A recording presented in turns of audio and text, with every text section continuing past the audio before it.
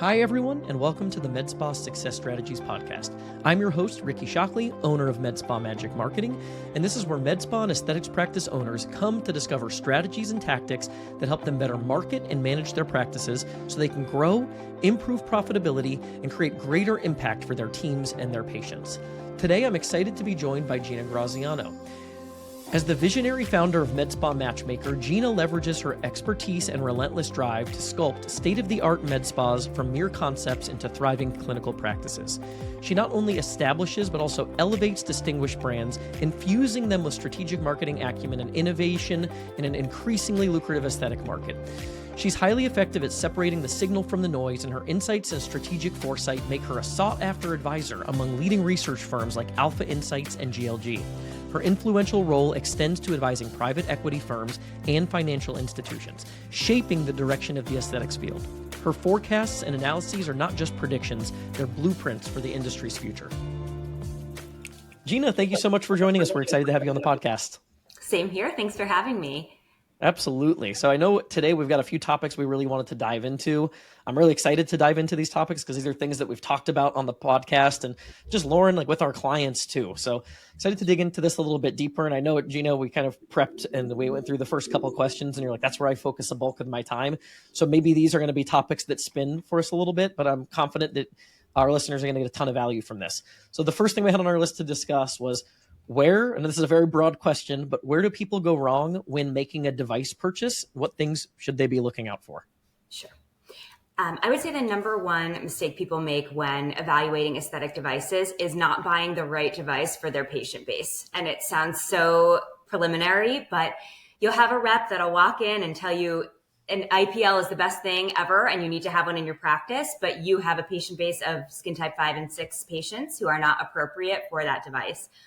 Or people that have a younger patient base who tend to buy more aggressive treatments because the before and after is amazing, but you're not understanding where your patients are in the life cycle of aging. So it's really about understanding who is in your office, where is there a gap in your current offerings, and what technology is best fit, whether it's RF or laser, whether it's ablative or non-ablative. Those are where you have to start, and you have to understand by segmenting your patient population as well as your overall demographic in the area in which you practice.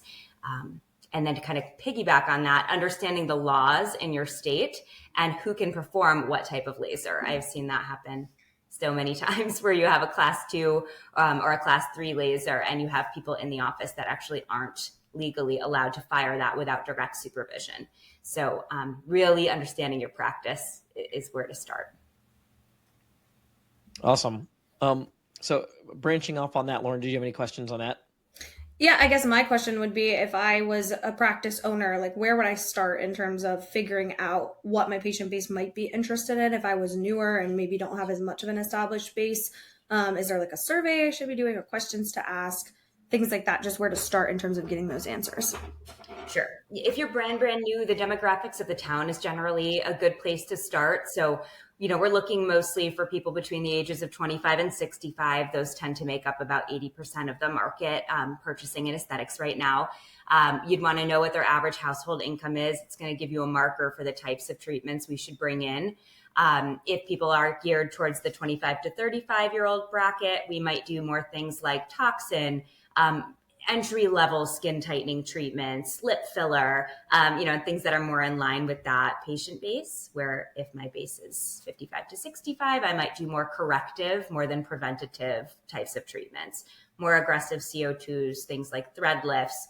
I might partner with a surgeon, because that's the level that they're usually at in terms of the aging process. So definitely age demographics, background demographics in terms of ethnicity is going to also point you whether a RF device or a laser might be best practice, because there's a lot of lasers that are not appropriate for darker skin types. They can actually grab the pigment, snatch the pigment off of the top of the skin rather than treating the pigment that we're trying to go after. So those alone will give you some really good early markers. You also want to take a look at the med spas that are around you and the competition and what they're offering. We don't want 15 of the same device right next to each other. You might be able to offer the same treatment, but a different name brand device, and just differentiate and be able to buy different keywords and market a lot easier in that case. So yeah, I think demographics of the town and your surroundings is one way to get that information without having an established base. If you do have an established base, or you're starting to see, people come through the office, including things on your intake forms is a really easy way to gauge interest. It might be a great fit, but if the interest isn't there, you're not going to sell it either. What your current population is asking for is really easily accounted for on an intake form or some sort of survey. You can also tease devices or new treatments by email blasts and other internal forms of communication, or set up a demonstration with your devices and offer, free or reduced treatments. And that will usually show you who's going to come out of the woodwork and be interested in that type of service. Awesome. Yeah, that's great. I like the, would you recommend that people are doing that? Are you able, I should probably know the answer to this question. Do the device reps generally allow you to do some sort of trialing in office where you can kind of get a feel for patient satisfaction before you decide to make a device purchase? For sure. They will bring the device in usually for a couple of hours. So you're not going to be able to treat 10, 20 patients. And a lot of devices are multi-treatment protocols. So that's definitely something to keep in mind. It's really about patient comfort, ease of the device, feel the ergonomics more so than the actual end result. But everybody's looking for a result at the end of the day. So it's nice to have a few different people to try it on in case someone's a non-responder, across the general demographics of your practice. I would never spend 150, 250,000 without trying it. So I don't know how people do that, but some do. Yeah. We had on a recent episode, Louis Frazina, really interesting episode, tons of cool tidbits. And one of the things that came up on that episode is how do we gauge for and I guess this is a good segue into the next question. When we're trying to figure out, is this a device that my patients are going to really be excited about? And we know maybe we only have this sliver of a trial run and there's this uncertainty.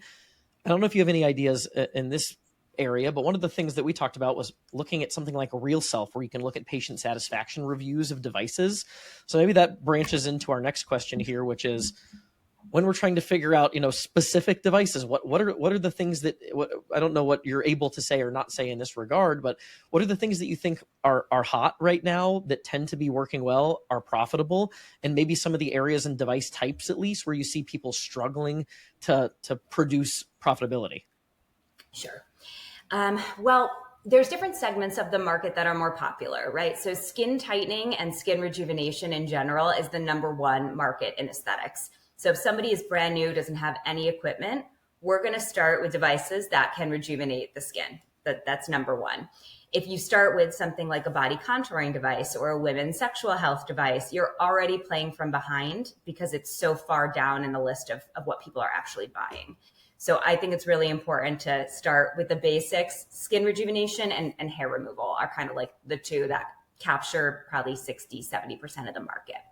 Now there's different levels of skin rejuvenation and skin tightening. So again, we segment more non-invasive or minimally invasive for the younger clientele base, and then more corrective and aggressive and ablative for the older clientele base. So your demographics will kind of tell you if we're going to look at topical radiofrequency versus radiofrequency microneedling versus laser.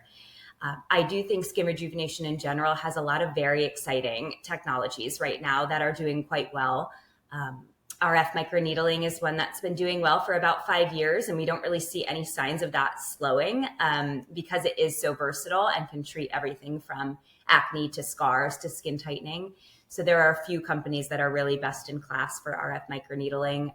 Morpheus is probably one of the most well-known name brands, but it does have some drawbacks in terms of pain and downtime. You get a great result from it, but not everybody needs that type of intense procedure. So there's a bunch of other really great ones. Lutronic Ultra, Secret by Cutera, Potenza, Silfirm are all very exciting technologies in that space.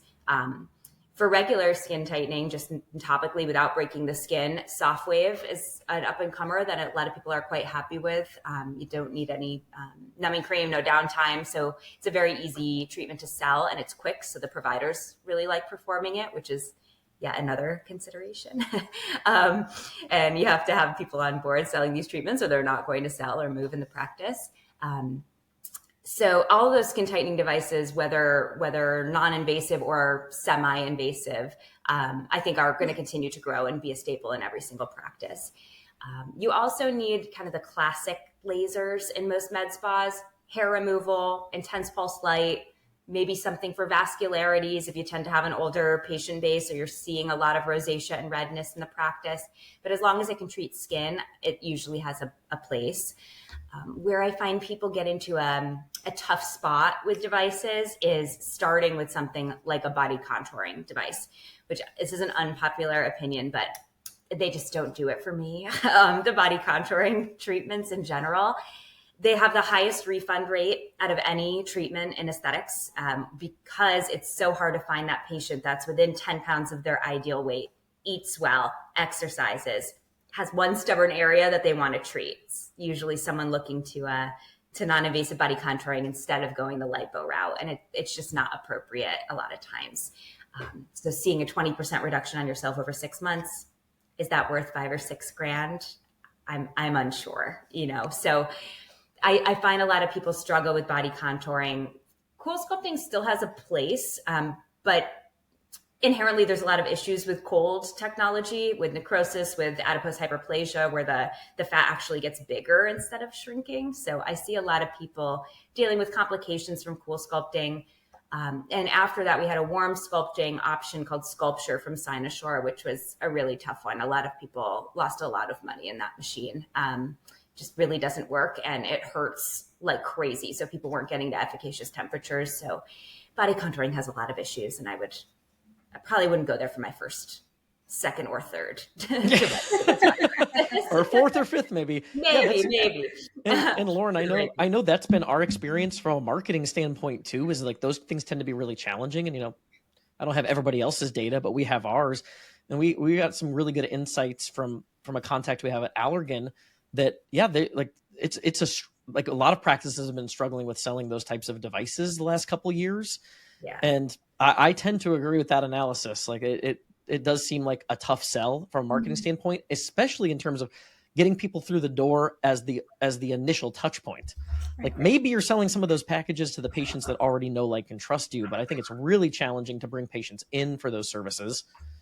For sure. And we start with our face, right? We can't cover up our face for the most part. So everybody's going to start here when it comes to aesthetics, and they're going to spend their money to look the best they can in their face before we worry about what we can cover up, 9 months out of the year. So I think just from a business perspective, it just makes sense to not start there. This episode is brought to you by Med Spa Magic Marketing, my agency. We help med spas and aesthetics practices grow with more effective marketing strategies. And I know that's a vague phrase, right? It's a vague claim. So I have an offer for you. I offer this to any new prospects. If you're interested in exploring another marketing option, a new agency, or just getting into Facebook, Instagram, Google Ads for the first time, I'd love to show you why we're different, what we're doing for clients. And we can do that via a 1.5 hour planning session where I'll outline a specific marketing plan, and I'll give you all of the blueprints that we would implement if we were to do business together. Now you can take that, use that on your own, hire someone else to help you execute it, or work with us. We really don't hold anything back on that strategy call. And I think you'll have a lot of confidence in how you manage your marketing investment moving forward, understanding some of the nuances that can help you implement more effective marketing strategies for your business. So if you want to do that, you can go to medspamagicmarketing.com. So for people looking to purchase a device in a certain area or take care of a certain thing or concern, do you typically see that client bases know the name brands and are going more for the ones that are more popular, like, for example, Cool Sculpting, or the ones where it's RF microneedling or things like that, where they have multiple different types that can address those things, like a Skin Pen or a Virtue, things like that? Do you see that having something that has the bigger name is usually the better way to go, or the device that you really believe does the best and then try to sell why it's the best? Like, which route do you typically see being the most productive? That's a really good question. And there's no perfect formula for that. I do find that as a device is super popular, as people are spending on marketing, and as it's a known name, things like an M-Sculpt, a Cool Sculpt, a Morpheus, those devices that have taken off, oftentimes my practices will tell me people call and ask us for that by brand name. And it tends to be just those companies that have spent a lot in marketing to get there, which tends to be newer technology, right? Mm-hmm. Cool Sculpting, first of its kind cold fat reduction without surgery. M-Sculpt, first time we started playing with EMS and getting muscle building. Morpheus was like the first one that really commoditized RF microneedling. And so I find when it's kicking open a new category, people are a little more brand loyal. If they know it, they trust it. But there are certain devices like hair removal, IPL, veins that are maybe a little less sexy. They're not like the newest innovations. And people tend to be less brand loyal to things that have been around for quite some time. Right. So I would say probably the 5-year mark of a product being out will tell you whether or not it's a brand or not. We're seeing RF microneedling. It's been 5 years since Morpheus launched. Now people are far less brand loyal to that name because there's so many other options. And if you do have a good figurehead, like if you're a derm or a plastic that's a little more well-known, people are more likely to listen to your recommendation versus a brand. If you're a med spa without that figurehead, that authority, people might be a little more brand focused than education focused from my experience. That's a great really takeaway. Mm-hmm. I think laser hair's come up a couple times here. Mm-hmm. Is there an issue with laser hair removal being a race to the bottom in terms of price point? Because it kind of has become so commoditized that people are just looking for the best deal, especially if they're coming in as the entry point. So I get if somebody's got like an existing relationship with you, then you can sell those people into your laser hair packages. But people that are coming in strictly for laser hair from the get-go, do you find that a lot of people are price shopping that service and there's been a race to the bottom for price points? 100%, especially with Groupon in general. So I'm in New York City. The first cosmetic treatment I had done when I was 18, 19 was laser hair removal. And so you bet, I'm searching for the best possible deal. I'm not ready to spend thousands of dollars to not shave, right? But I will spend thousands of dollars on my injector, somebody that's skilled, trained, who I really care about her hand. And so with devices, it's tough because some of them kind of level the playing field where you're getting the same experience no matter where you're going. And so you can't charge in the same way that you would for a surgery or for a filler, where you're really paying for the hand of the person doing the treatment. So it is a lot more commoditized. Some companies do have minimum advertised pricing to prevent that race to the bottom, but with hair removal, no, you're going to be competing with everybody in the space. So it's more the gateway drug to get them to come in 6 times, 10 times, and hopefully you make a good enough relationship with that patient over the course of those treatments that you can, bring them in for other things. Yeah, I love that advice. Yeah, go ahead, Lauren. I was just going to say that's generally exactly what we've seen. And it's hard to get people to understand that because I feel like a lot of practice owners really believe in why their laser's the best. But a lot of times it's hard to present that because the things that make them the best, right? It's pain-free. There's no downtime. You can do it when you're tan. Those things, a lot of them do, right? So it still goes back to that cheap factor for sure. But I'm really more interested to dive into what you were saying about lasers being kind of a standard, right? Like the injector is what you're buying, the hand to do the face. Whereas it's a harder sell when maybe the laser is cheaper there and it's the same laser. So what do you kind of recommend to practices? Do you recommend be the cheapest and get them in, or do you recommend build the relationship and then upsell, or what's kind of your philosophy with that or your suggestion for practices? I think it goes a lot with the brand that they're trying to create. So I have practices that are wildly successful being the budget option, and they go for volume and they're packed all the time and the laser doesn't turn off. And that is more valuable to them than the laser being used half of the time and still having our lease payment, right? So it really depends on the number of lasers you have, number of providers, number of rooms, and are you monetizing all of your rooms and providers? If the answer is no, I don't love discounts. I love additions to make packages and memberships and things that are proprietary to add value versus just race to the bottom. But I think there's a balance between charging what you guys feel, should be charged versus having a machine that's empty half of the time. Like we still need people coming through the practice, and the more reviews you get and the more traction you get with that service, the more people will organically be finding you. And the more you spend on your marketing, right, is going to determine how many people are through your door. But if I have someone next door that's half the price, it's going to be an uphill battle. So it's about being aware of your competition, aware of your patient base, and aware of your brand. If you're a Luxe brand, you're not going to discount it. If you're for the people, you probably are. So we've got to find that positioning somewhere in the middle. I really like that concept. I've never really thought of laser hair we talk about that concept. So I always mention my favorite quote in marketing is from a book called The Advertising Effect, and it's action changes attitude faster than attitude changes action. Just the idea that the best way to shape the perception of a prospect is through experience. Sure. So how can we break down the barriers to create an experience so that we're their med spa of choice? And I never thought of it that way, but you're almost thinking of the laser hair device as I can sell a service where I might not make much money. Maybe I'm breaking even after any customer acquisition cost from advertising, but I have that person in my seat in my office 6 times. And if that person's an aesthetics client, that's an opportunity to build real loyalty there. Like it's giving us an opportunity to build a relationship because inherently you're coming back for multiple sessions to achieve the result. Definitely. Do you find that it's a challenge though to cross sell, like for laser hair specifically, those people into aesthetics? Because a lot of them are coming for that specific need. They're not necessarily also a Botox client, for example. Sure. Yes. And that's why I tend to like devices like laser hair removal that don't have a consumable on them. So you can show people other parts of the business. So laser hair, yes, it's what people come in for, but a lot of times we use it to bolster a membership or a promotion. And people get results from it. They're happy, and you get them in multiple times for a treatment that does not take a lot of time if you have the right technology. So I look at it as a way to add value very quickly to another type of spend. If they're coming in for a facial, can we give them a small area of hair removal, as a one-time courtesy, and then they're going to come back and buy it, right? If they're scared to have a laser, it's their first procedure ever done, I can fire on them after they sign all their consents, but fire and let them, feel it and see it and be comfortable with it. So it's just an easy service, and there's nothing else that people come in for off the bat and sign up for 6 to 10 sessions. There's just nothing else. So it's all in the way you teach your staff and train your staff how to communicate with the client and how to bring up other services organically.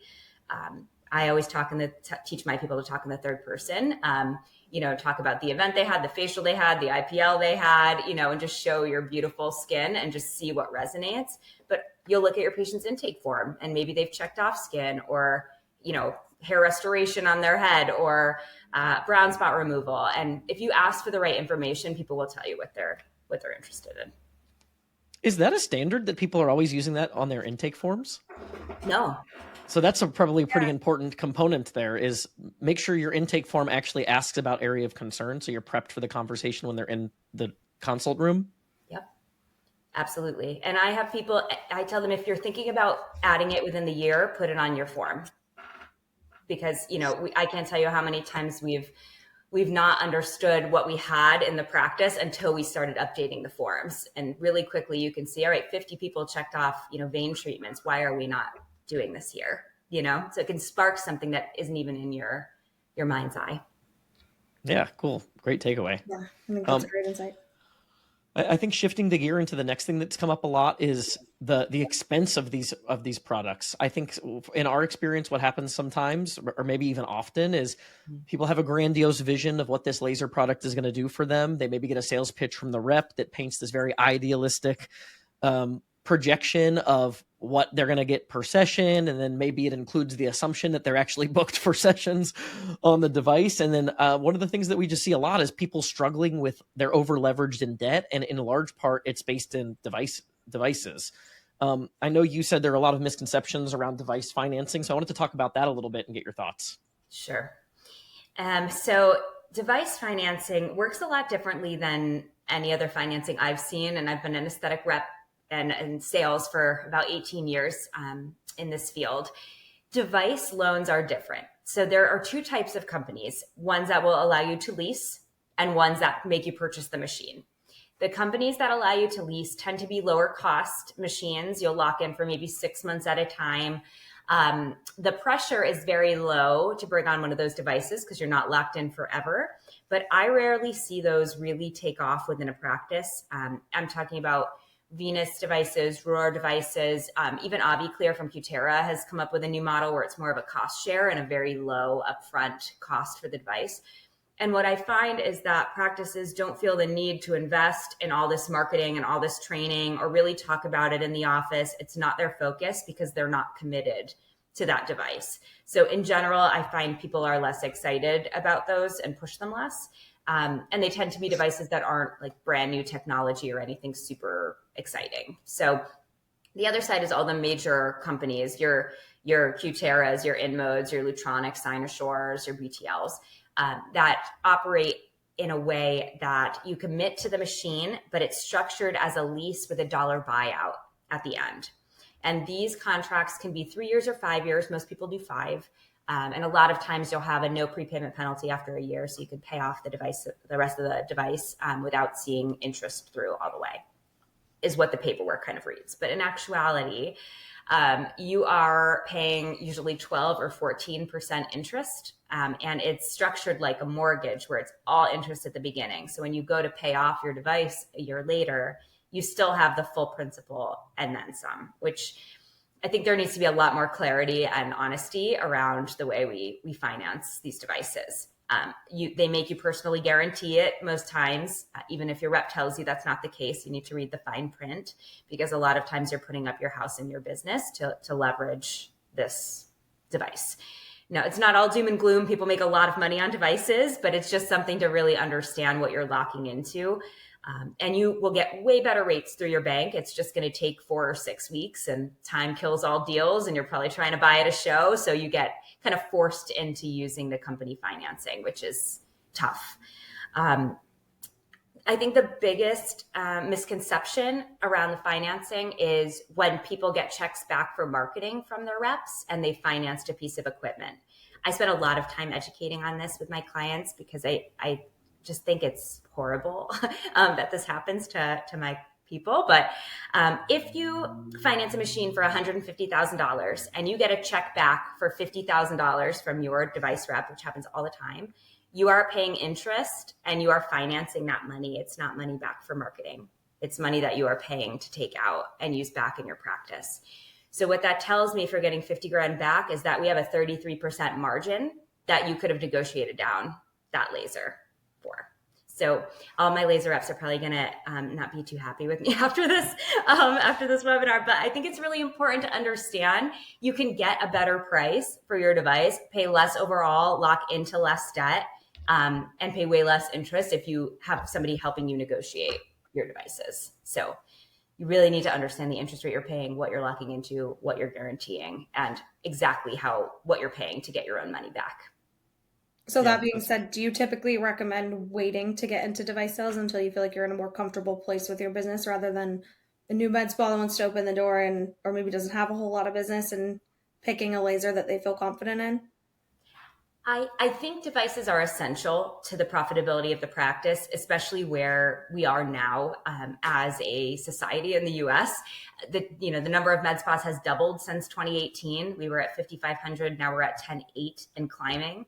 A lot of the people that open new med spas, especially since COVID, are nurse practitioners and PAs, depending on the state, because they can go out on their own now. And a lot of lending companies do not lend to non-MDs or people with under 2 years in business.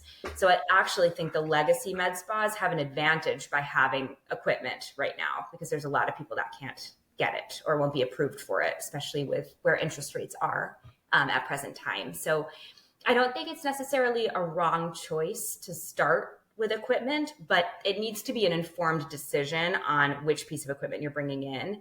And it should not be 2, 3, 4 devices to start. Hey there, wanted to briefly interrupt the episode to make a quick ask. If you're a podcast listener, it would mean the world to us if you leave a review for the podcast, whether that's on iTunes or Spotify. It's something I hadn't really remembered or thought of asking for, but it does help us show up more frequently so that we can reach more people with the information that we're providing. So it would mean the world to us if you leave a review on iTunes or Spotify, if you're listening on audio. If you're watching on YouTube, make sure to hit the subscribe button so you're in the loop for future videos and you don't miss any of the content that we're putting out. So start lean. And in terms of doing those projections, so we talked about doing your due diligence, what devices maybe to start with, which to stay away from, knowing your market, things like that, how to finance the device. Let's say you've checked all those boxes to the best of your ability. How do you do your best to ensure profitability of that device, knowing that you have to overcome that, that pretty big loan payment to at least be breaking even? Because I know, after that thing's paid off, it's all icing on the cake. You're going to make money. But a lot of med spas that we find that are struggling, they're in that window where they're still making the payment and they're struggling to sell the device. So kind of branching into the sales conversation, or, the pre-qualification of how do you ensure profitability? What are your thoughts there? Sure. So I think it starts 3 months before you buy the device. So, it's making sure people know that it's coming out, launching the specials, getting your models set up, doing info nights ahead of having that device in the office. I really try to make this not an emotional decision, but a really, a really data-driven decision within the practice. So not to get swept up in end of quarter sales and things like that. Really, we have to do it at the time that's right. We don't launch a hair removal in June when we're going into summer and nobody's getting laser for 3 months, right? Like, we have to be smart about the rollout. So it's introducing it to your patient base well before you bring it into the office, filming your demo days and creating content with it, polling people, putting it on your intake forms. Once you've actually bought it, getting trained as soon as possible. Usually if we buy at the end of the quarter or the end of the year, like a lot of people do, you're then behind hundreds of practices to get trained. So I actually like buying at the beginning of a quarter or middle of a quarter, so you're not in a queue to get trained. Sometimes I've seen 4, 5, 6 weeks when that's cutting into your lease payment and you're not even trained on the device. So that's super important. Having a marketing strategy, I tell everybody, like, your money spend is not done when you purchase the device. You have to buy keywords. You have to spend on social media marketing to let people know you offer it and start strong. We usually do some sort of intro offer, timed and one time only throughout the year, where there's a discount or some sort of value add for being some of the first people to use it, or to be able to use photos and video testimonials on your Instagram pages or what have you. And then incentivizing your staff. It's a necessary thing. People are motivated by money. It's just the world we're in. So giving them a commission, giving them a target. And if they hit that, there's either a monetary goal, a day off, something to incentivize and keep it top of mind. And then I work with a lot of people and institute Art of a Consult training and forms. So every time there's a new patient consult, we have a standardized form that walks through everything we have in the practice, and it's grouped. So wrinkle reduction, I've got all of my options. Hair, hair removal, I have all my options. Brown spot correction, I have all my options. And so if somebody presents and gives me an aesthetic concern, I have everything in front of me that can treat that. And obviously our devices are at the top because they require typically less skilled providers, which means less money out of my pocket as a business owner. And then I make sure I pay off my note. So I think just incentivizing, constantly talking about it, putting out content, investing in marketing, and just making sure that the rollout doesn't happen or start after we bought the device. Yeah, I think that's the unfortunate position we're in sometimes too, is we're having the conversation of, oh my gosh, I have no money, I spent it on this device, and then you have no money to market. So make sure as you're getting into this, you're budgeting for marketing, and you've got that. That's a great, especially thinking about the first 12 months, what a great plan to understand timelines and how to get traction with your device. I love that. Any other questions, Lauren, you have on the device stuff specifically? I think that was great insight, Gina. We've been wanting to talk about this on the podcast for a long time. It's come up so frequently, and we've never been able to talk to somebody that really specializes in this end. So it was great getting to pick your brain on those things. But Lauren, did you have anything else on the device side? Nope, I think that covers it. It's super helpful, Gina. Thank you. I had one final question, but any other thoughts on the device sales that we missed, or device purchase decision-making process? I would just also recommend that anybody evaluating a device asks to talk to a couple of doctors that are actually using it.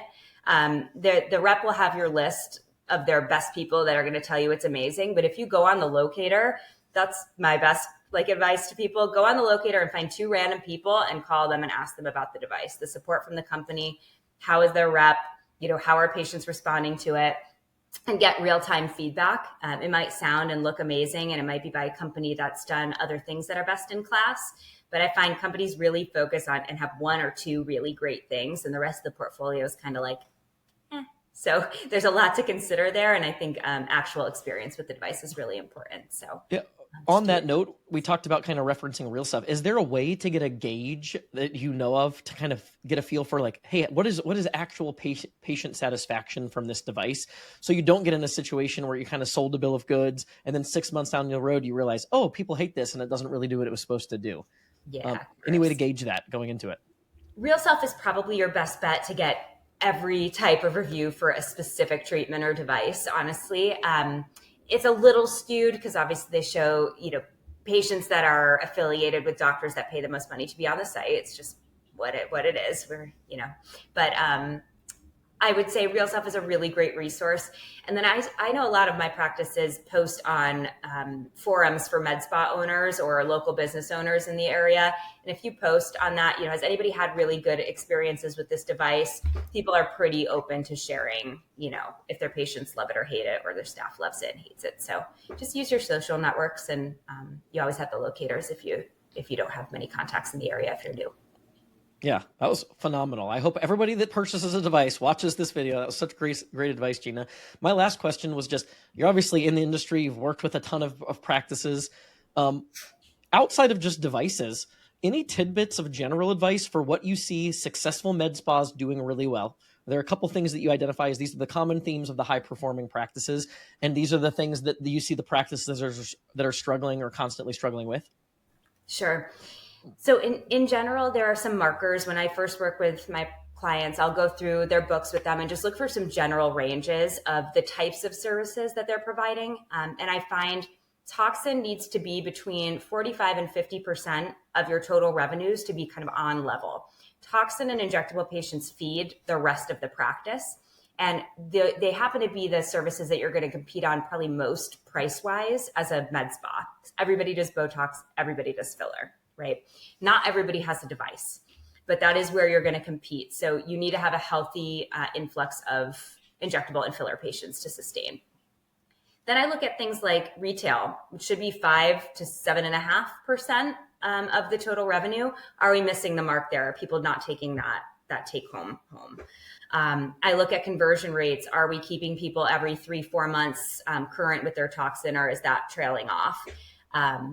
So we'll look at some percentages and make sure that they're in line. But there's really no one size fits all answer. Right now, it's like the Wild West. There's 15 competitors on every block in every town.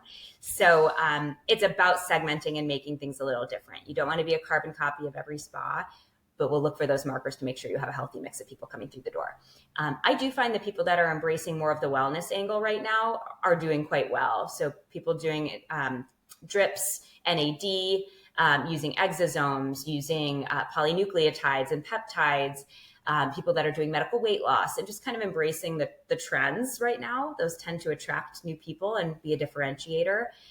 Or those that partner up with more non-traditional doctors, functional medicine doctors, OBGYNs, where there's a really focused segment of patients. Those people tend to do really well. So just some best practices there. Yeah, cool. Very cool. And yeah, and that's kind of interesting too, like with the wellness and the holistic side. Do you find that most of the people that are doing well there, it's still like the injectables or other things that are feeding those as kind of cross sells? So it's still kind of you're just building your patient database by you've got 40-50% of your revenue coming in from people that originally came in for a Botox appointment. And then they're seeing, things about the IV drips and your weight loss program. And it's just a great additional revenue source for the practice in that case. For sure. We have a lot of segmented options here in the US now. There are people that just do IVs, right? And there's whole chains now of people that are just doing IVs or just doing the wellness side. So you don't want to be a master of none and do absolutely everything under the sun. But if it appeals to your patient base and they can get it with you and they trust you, it's just a way to keep all the dollars, in the practice and be able to discount and cross sell based on memberships. Yeah. I guess a big part too of the takeaway from this, at least that I keep picking up on, is you got to have good staff in office. You got to have people that know what they're talking about, somebody that's likable, somebody that, is a good conversation, a good consultation, a good cross sell, those kind of things. So educating your staff and making sure that your staff is incentivized and up to date and performing well is crucial to kind of that success across the board, really, right? For sure. I'll say one of the things that's been really positive for a lot of my clients is adding a salesperson into the mix. So clinicians are clinicians, and they're great at what they do. They're great at treating people. And inherently, people that are really caring are not like the type A salespeople, right? Or two separate sides of the spectrum. And I think the med spas that are embracing that the right person to close the sale might not be the same person that treats is a really important distinction, I think, especially as we're selling higher value services and devices or packages and memberships. We're talking about thousands and thousands of dollars. So if you have a great practice manager or just a good salesperson that can do the consultation or aid the practitioner in the consultation and then handle the money when the practitioner leaves, that alone is probably going to increase you 10 or 15%. Because it's taking all that pressure off of the person that's actually prescribing. I love that insight. It's been a really fun, like, new insight for me this year. Yeah, that's a very cool idea. That's awesome. Well, Gina, thank you so much. We appreciate it. This was a great interview. I know everyone's going to get a ton of value from it. If people want to work with you, where can they find out more about you? We'll make sure that everything's in the show notes as well. Thank you. Yes, you can find me at my consulting website. It's www.themedspamatchmaker.com. There you can book a 30-minute complimentary consultation with me via my Calendly link. So that's right on the contact page. We'd love to hear from you. Thanks for the opportunity, guys. Thanks so much. Thank you, Gina. We'll hope to see you again. And talk with you. We appreciate you. Thank you. Thanks, everyone, for tuning in. This podcast is a production of Med Spa Magic Marketing. If your med spa or aesthetic practice is in need of digital marketing services, help with advertising on Facebook, Instagram, Google, lead generation, and booking more appointments, please visit medspamagicmarketing.com.